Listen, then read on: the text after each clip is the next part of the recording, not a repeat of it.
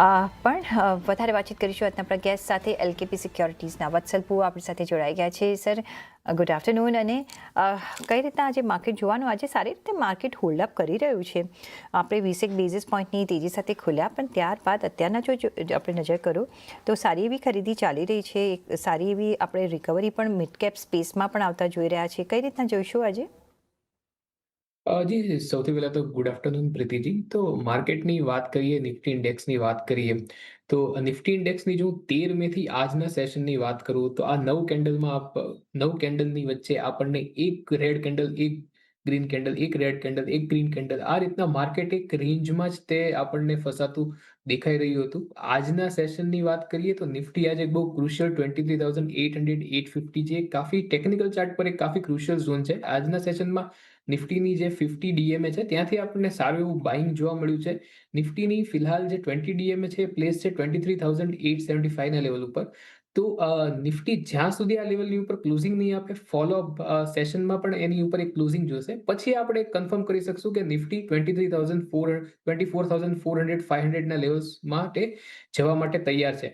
અને એની માટે નિફ્ટીને લાગશે બેંક નિફ્ટીનો સપોર્ટ. તો બેંક નિફ્ટીની વાત કરીએ તો બેંક નિફ્ટી એક કાફી ક્રુશિયલ જે એનો એક રેઝિસ્ટન્સ ઝોન છે, જે છે 54,200 થી 54,300, આ ઝોનને અપ્રોચ કરી રહ્યું છે.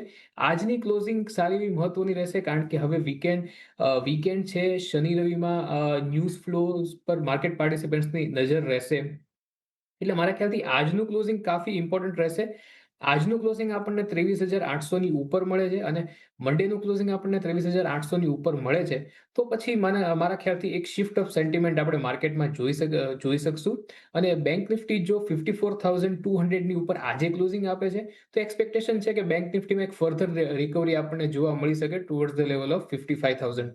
તો ઇફ એન્ડ બટ્સ પર છે, જો આજ માર્કેટ 23,800 ની ઉપર ક્લોઝિંગ આપે છે, ફોલોઅપ ક્લોઝિંગ મળે છે, તો શિફ્ટ ઓફ સેન્ટિમેન્ટ જોવા મળી શકે એમ છે. નહીંતર પાછું મને લાગે છે કે માર્કેટ એક રેન્જમાં જ ફસાયેલું રહેશે, જો આજ 23,800 ની ઉપર ક્લોઝિંગ આપવામાં નાકામ રહેશે.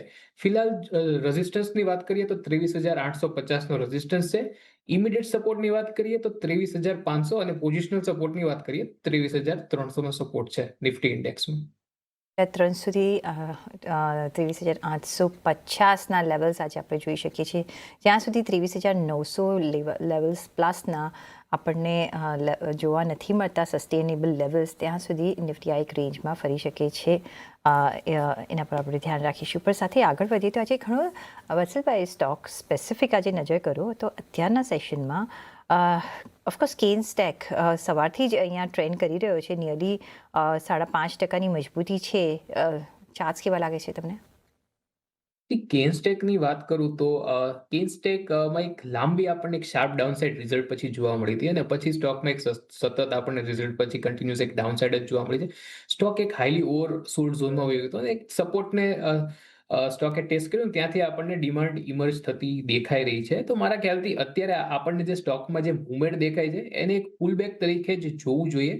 તો વાત કરીએ રેઝિસ્ટન્સની, તો સ્ટોક અત્યારે ફિલહાલ જે 3300 થી 3350, આ એક જે ક્રુશિયલ એક સપોર્ટ લેવલ હતો જેને સ્ટોકે બ્રેક કર્યો, તો આ જ હવે ક્રુશિયલ રેઝિસ્ટન્સ લેવલ બનશે સ્ટોક માટે. ત્યાંથી મને લાગે છે પાછું આપણને એક સેલિંગ પ્રેશર બનતું જોવા મળી શકે છે 3350 આગળથી. અને નીચે જો સપોર્ટની વાત કરીએ તો 3,000નો એક સપોર્ટ છે. તો આ એક સ્ટોકમાં એક વોલેટિલિટી આપણને જોવા મળી શકે એમ છે. આ સપોર્ટ લેવલ છે ને આ રેઝિસ્ટન્સ છે. સ્ટોકમાં ફિલહાલ કોઈ બુલિશ વ્યૂ પોઈન્ટ બનતો નથી. આજે આપણને મુવમેન્ટ છેલ્લા 2 સેશનમાં દેખાય છે, એને એઝ અ પુલ બેક જ કન્સિડર કરવી જોઈએ. આજે ટ્રેન્ડ છે કેન્સ ટેકમાં, તો એ નજર રાખીશું. પણ બીજી બાજુ જો આપણે નજર કરો, આજે ફોર્સ મોટર્સમાં અત્યારના સેકન્ડ સેશનમાં આપણે સારી એવી અહીંયા ખરીદી જોઈ રહ્યા છે. 5.5%ની નજીકની ફોર્સ મોટર્સ કઈ રીતના જોવાનું? ફોર્સ મોટરની આપણે વાત કરીએ તો ફોર્સ મોટર અત્યારે એક સાઇડવેઝ ટ્રેન્ડમાં ટ્રેડ કરી રહ્યો છે. ફોર્સ મોટરનો એક સારો જે આપણે એક ડિમાન્ડ ઝોન કહી શકીએ, એ ડિમાન્ડ ઝોન હતો 19,000નો લેવલ. તો એ જ લેવલ પરથી અને ત્યાં સ્ટોકનો 200 ડેઝ મૂવિંગ એવરેજ સપોર્ટ પણ છે.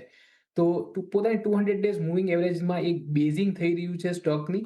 સ્ટોક ફિલહાલ એના 20 ડેઝ મૂવિંગ એવરેજની ઉપર સસ્ટેન કરે છે. તો મને લાગે છે કે આપણને ફર્ધર સ્ટોકમાં એક અપસાઇડ જોવા મળી શકે એમ છે, પણ અપસાઇડ મને લિમિટેડ લાગે છે. મને અપસાઇડ 20,800, 20,900 ના લેવલ જી. આપણને જોવા મળી શકે એમ છે, જે સ્ટોકની 50 ડેઝ મૂવિંગ એવરેજ પ્લેસ છે, તો એને ટેસ્ટ કરી શકે એમ છે. 21,000 ઉપર આપણને સારી એવી સ્ટોકમાં તેજી જોવા મળી શકે મોમેન્ટમ સાથે ટુવર્ડ્સ જી ધ લેવલ ઓફ 23,000. ઓકે, તો અહીંયા આપણે નજર રાખીશું 21,000ની ઉપર જો જાય છે કાઉન્ટર તો અહીંયા આપણને 23,000ના લેવલ્સ જોવા મળી શકે છે, પણ ત્યાં સુધી ફોર્સ મોટર્સ પર તમે ધ્યાન જરૂરથી રાખી શકો છો ટ્રેડ માટે. પણ એ સાથે અહીંયા એક બ્રેક લઈ લેવાનો છે. બ્રેક લઈને પાછા ફરીથી જોડાયેલા રહેજો અમારી સાથે.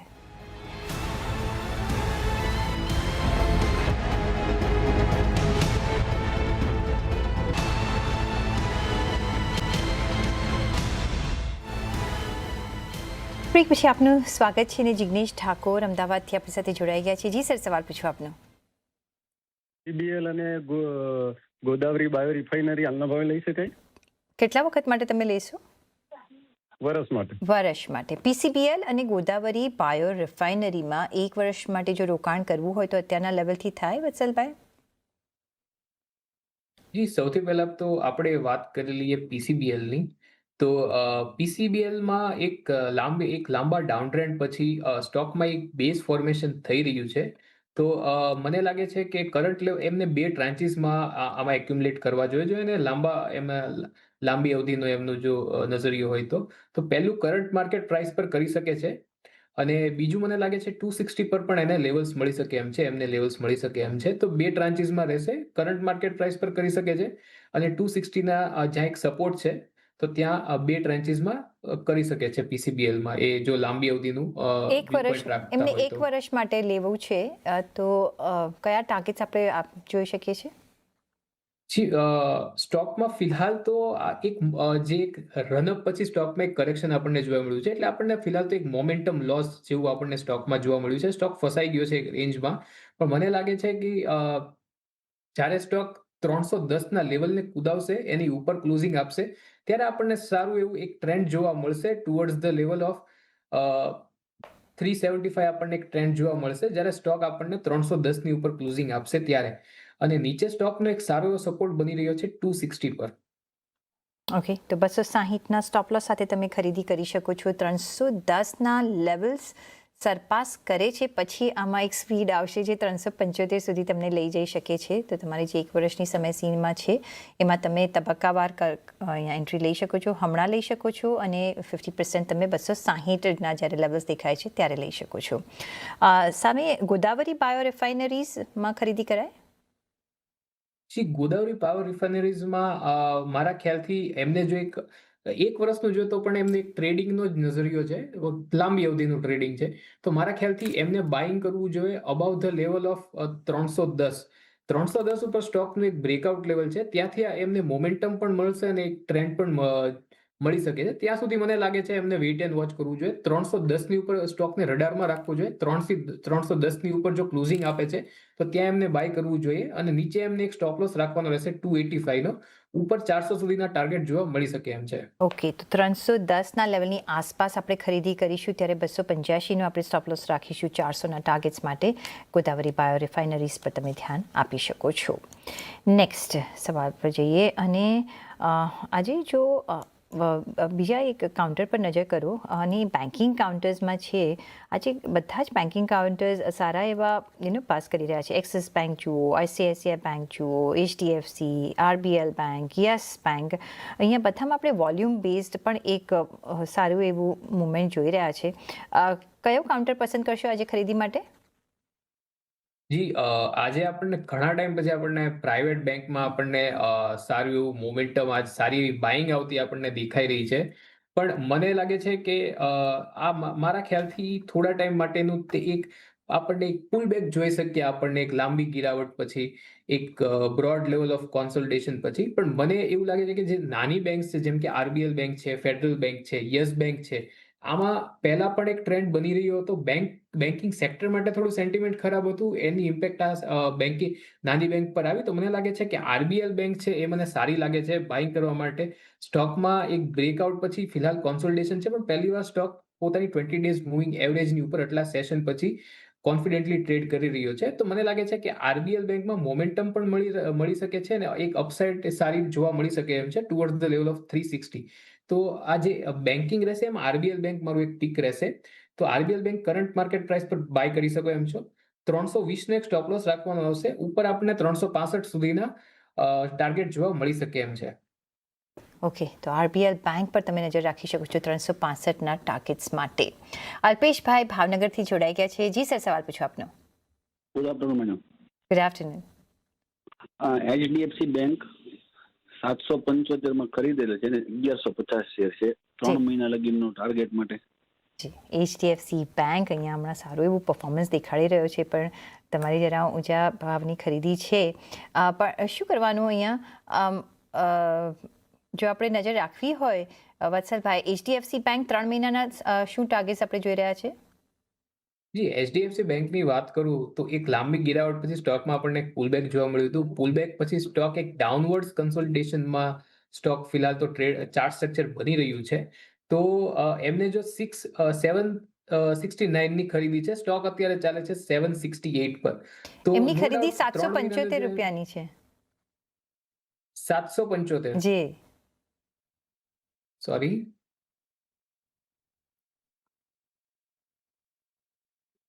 જી 775 રૂપિયાની એમની ખરીદી છે. 775 રૂપિયાની એમની ખરીદી છે. તો મારા ખ્યાલથી સ્ટોક એક 1% ડાઉન છે એમના ભાવથી. તો એ સ્ટોકને હોલ્ડ કરી શકે એમ છે. નીચે એમને એક સ્ટોપ લોસ રાખવાનો રહેશે. 745 નો એક સ્ટોપ લોસ રાખવાનો રહેશે. અને સ્ટોક જ્યારે 780 ના લેવલ ઉપર ક્લોઝિંગ આપશે ત્યારે એમને 820 સુધીના ટાર્ગેટ જોવા મળી શકે એમ છે. તો ફિલહાલ તો એક સલાહ રહેશે કે સ્ટોકને હોલ્ડ કરે, એક સ્ટ્રિક્ટ સ્ટોપ લોસ રાખે 745 ઉપર, અને 820ના જો ટાર્ગેટ મળે તો ત્યાં એ પ્રોફિટ બુક કરી શકે એમ છે. ઓકે, તો 745ના એક સ્ટોપ લોસ સાથે તમે અહીંયા ઊભા રહેજો. 820ના ટાર્ગેટ્સ જ્યારે મળે ત્યારે તમે અહીંયા પ્રોફિટ બુક કરી શકો છો. તો અત્યારના હોલ્ડ કરવાની તમને સલાહ મળતી દેખાઈ રહી છે. સાથે જ અહીંયા એક બ્રેક પણ લઈ લેવાનો છે, તો બ્રેક લઈને પાછા ફરીશું. જોડાયા રહેજો મારી સાથે.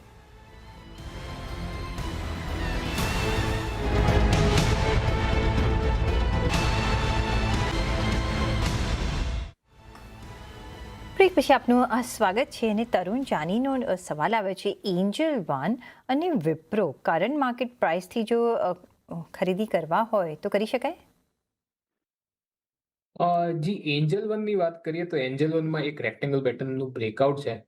તો ઓફકોર્સ કરંટ માર્કેટ પ્રાઇસથી એમને બે ટ્રાન્ચીસમાં બાય કરવાનું રહેશે. પહેલા તો બાયની સલાહ રહેશે, કારણ કે બ્રેકઆઉટ છે તો વ્યૂ પોઈન્ટ પોઝિટિવ બને છે. 339 પર સ્ટોક ચાલે છે, તો 339 થી 335 આ બે ટ્રેન્ચીસમાં એમને બાય કરવાનું રહેશે. નીચે એમને એક સ્ટોપ લોસ લગાડવાનો રહેશે 320 નો, અને ઉપર જે ટાર્ગેટ એક્સપેક્ટેડ છે એ 365ના ટાર્ગેટ એક્સપેક્ટ કરીને ચાલી શકે એમ છે. અને બીજું એમને સ્ટોક કયું વિપ્રો કીધું, સોરી મને જણાવી વિપ્રો શકશો? વિપ્રો. તો વિપ્રોની વાત કરીએ તો વિપ્રોમાં એક ડબલ બોટમ પેટર્ન ફોર્મેશન થાય છે, જે બુલિશ રિવર્સલ પેટર્ન છે. પણ પેટર્નનું કન્ફર્મેશન આવશે જ્યારે સ્ટોક આપણને ક્લોઝિંગ આપશે અબાવ ધ લેવલ ઓફ 215. 215 એક બ્રેકઆઉટ લેવલ છે પેટર્નનું. તો ત્યાંથી એમને ફર્ધર અપસાઇડ જોવા મળી શકે એમ છે ટુવર્ડ્સ 232. તો જો એમને બાય કરવું હોય તો કરંટ માર્કેટ પ્રાઇસથી બાય કરી શકે એમ છે. 215નો એક શોર્ટ ટર્મ ટાર્ગેટ રહેશે, અને 197 ને એમને એક સ્ટ્રિક્ટ સ્ટોપ લોસ રાખવાનો રહેશે. એક શોર્ટ ટર્મ માટે બાય કરી શકે એમ છે. જેને લાંબી અવધિ માટે એમને બાય કરવું હોય તો 215ના એક બ્રેકઆઉટની રાહ જોવી જોઈએ, અને પછી એને એક સારી એવી અપસાઇડ એમને જોવા મળી શકે એમ છે. ઓકે, તો તમારે જો શોર્ટ ટર્મ માટે લેવું હોય તો અહીંયા ઓફકોર્સ 335થી 339ની રેન્જમાં તમે એન્જલ વન બાય કરો. 320નો તમારે સ્ટોપ લોસ રાખવાનો રહેશે 365ના ટાર્ગેટ્સ માટે.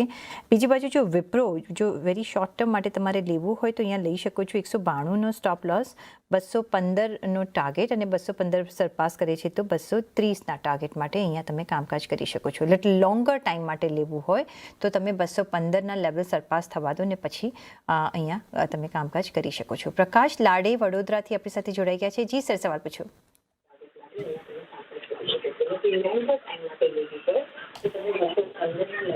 સર, સવાલ પૂછો આપનો. હેલો. હા જી, સવાલ પૂછો આપનો. હા, ગુડ આફ્ટરનૂન. Good afternoon. મેં NSDL 840માં ખરીદેલા છે અને ગ્રો ખરીદેલા છે 188માં. NSDL 150 શેર છે શોર્ટ ટર્મ માટે, તો શું કરવું મારે? કેટલો વખત ઊભા રહેશો? અને શોર્ટ ટર્મનું ટાર્ગેટ છે મેડમ, મહિનો 2 મહિના માટે.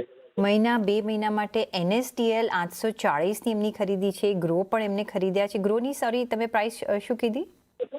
188. 188 રૂપિયામાં તમે ગ્રો ખરીદ્યા છે. શું કરવાનું અહીંયા વત્સલભાઈ બંને કાઉન્ટરમાં? એમની NSDL ની કેટલાની ખરીદી, સોરી મને 840 ની ખરીદી છે, રાઈટ? જી. તો મારા ખ્યાલથી NSDL ની વાત કરીએ તો એક લાંબા ડાઉન ટ્રેન્ડ પછી સ્ટોકમાં એક પુલબેક જોવા મળ્યું હતું, કારણ કે એક ઓવરસોલ્ડ ઝોનમાં આ સ્ટોક હતો. તો એક પુલબેક હતું, પણ પુલબેક સસ્ટેન ન કર્યું લેવલ્સ પર, અને ત્યાંથી આપણને પાછી એક ડાઉનસાઇડ, શાર્પ ડાઉનસાઇડ જોવા મળે છે. ફિલહાલ પાછો સ્ટોક એક ઓવરસોલ્ડ ઝોનમાં છે. તો મને લાગે છે કે 800 ના એક સ્ટોપ લોસ સાથે 795 ને 800 નો એક સપોર્ટ છે. તો 790 નું 1% બફરના એક સ્ટોપ લોસ સાથે સ્ટોકને હોલ્ડ કરી શકે એમ છે. પણ જ્યારે એમને એની કોસ્ટ મળે ત્યારે એકચ્યુઅલી એમને એની પોઝિશન છે સ્ક્વેર ઓફ કરવી જોઈએ NSDL માં. અને હવે વાત કરીએ આપણે ગ્રોની. તો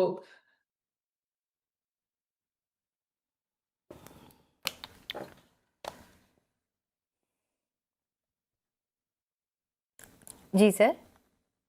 તો ગ્રોની વાત કરીએ તો ગ્રોમાં એક રનઅપ પછી આપણને એક સ્ટ્રોંગ કરેક્શન આવતું એવું, પ્રાઇસ કરેક્શન આવતું એવું દેખાઈ રહ્યું છે. સ્ટોક ફિલહાલ જે તેની 50 ડેઝ મૂવિંગ એવરેજ છે ત્યાં બેઝિંગ કરી રહ્યો છે. તો ગ્રોમાં સ્ટોકને તે હોલ્ડ કરી શકે એમ છે. એમને એક સ્ટ્રિક્ટ સ્ટોપ લોસ રાખવાનો રહેશે 180 નો, અને ઉપર મને લાગે છે જો એમને કોઈ ઉછાળો મળે ટુવર્ડ્સ ધ લેવલ ઓફ 195, 200, તો એમને એમની પોઝિશન રિડ્યુસ કરવી જોઈએ. ઓકે, તો ઓફકોર્સ 180ના સ્ટોપ લોસથી તમે અહીંયા ઊભા રહીજો. 195ના જ્યારે તમને લેવલ્સ મળે છે ત્યારે તમારે એક અહીંયા નીકળવાની કે પોઝિશન રિડ્યુસ કરવાની તમારે અહીંયા તૈયારી રાખવી જોઈએ. NSDL 795 રૂપિયાના સ્ટોપ લોસથી તમે અત્યારના ઊભા રહો, પણ જેવી રીતના તમારી કોસ્ટ મળે છે અહીંયા તમારે નીકળવાની તૈયારી રાખવી પડશે. એટલે આ બે કાઉન્ટર્સમાં અહીંયા ઇવેન્ચ્યુઅલી તમને એક્ઝિટ થવાની સલામતી દેખાઈ રહી છે. પણ વત્સલભાઈ, રજા લેવાનો સમય થઈ ગયો છે. આપના કોઈ ડિસ્ક્લોઝર્સ? જે આપણે જેટલા પણ સ્ટોક અંગે ચર્ચા કરી એમાં મારું કોઈ પર્સનલ હોલ્ડિંગ નથી, પણ કંપનીનું કે ક્લાયન્ટનું હોલ્ડિંગ હોઈ શકે. જી, ઘણો આભાર તમારો વત્સલભાઈ અમારી સાથે આજે જોડાવા બદલ, અને સાથે જ મને પણ આપશો રજા. પછી જોડાયેલા રહેજો. CNBC 50 સાથે લઈને આવીશું ફાયદાથી ફાયદો. નમસ્કાર.